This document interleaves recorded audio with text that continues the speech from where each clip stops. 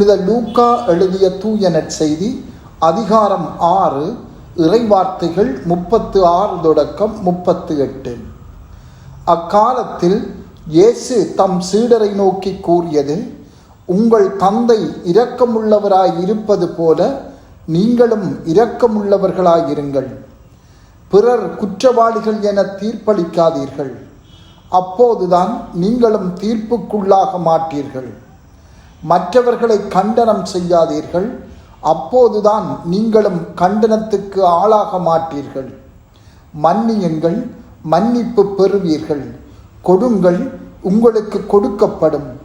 அமுக்கி குலுக்கி சரிந்து விழும்படி நன்றாய் அளந்து உங்கள் மடியில் போடுவார்கள்.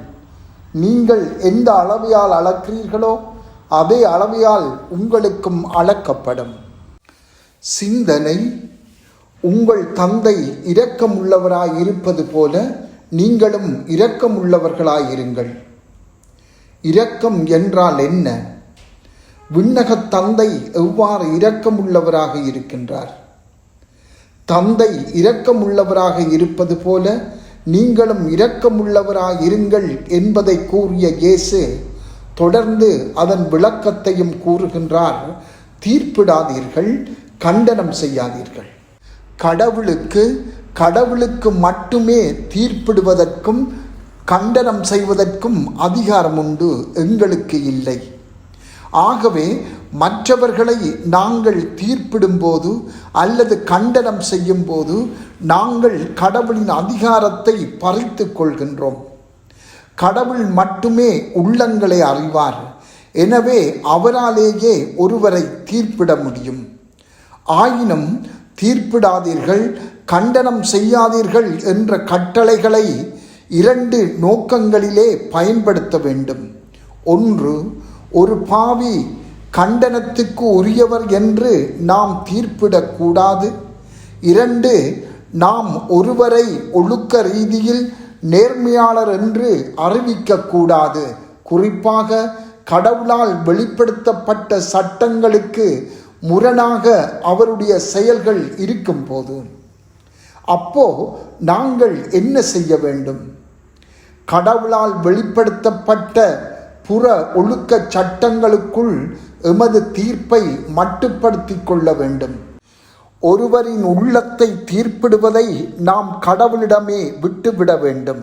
உதாரணமாக, ஓர் ஆணும் பெண்ணும் திருமணம் செய்யாமல் கணவன் மனைவியாக இணைந்து வாழ்ந்தால் அவர்களை திருமணம் செய்து கொண்டு இணைந்து வாழ்வதற்கான வழிமுறைகளை நாம் ஏற்படுத்தி கொடுக்கலாம்.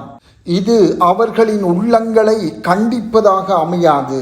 மாறாக இது கடவுளால் எமக்கு வழங்கிய ஒழுக்க வாழ்வை மற்றவர்களுக்கு அறிவிப்பதாக அமையும். இது நற்செய்தி. இதனை அன்போடும் பொறுமையோடும் எடுத்துச் சொல்ல வேண்டும்.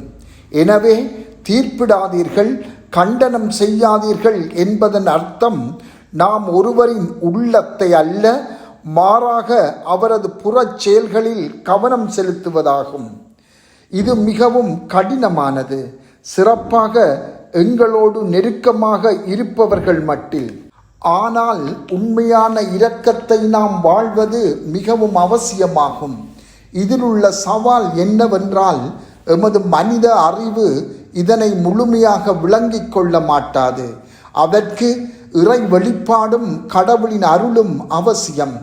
அப்போதுதான் இவற்றின் ஒளியால் எமது அறிவும் உள்ளமும் எது சரியானது என்றும் அதை செய்ய வேண்டுமென்றும் ஒளியை பெற்றுக்கொள்ளும்.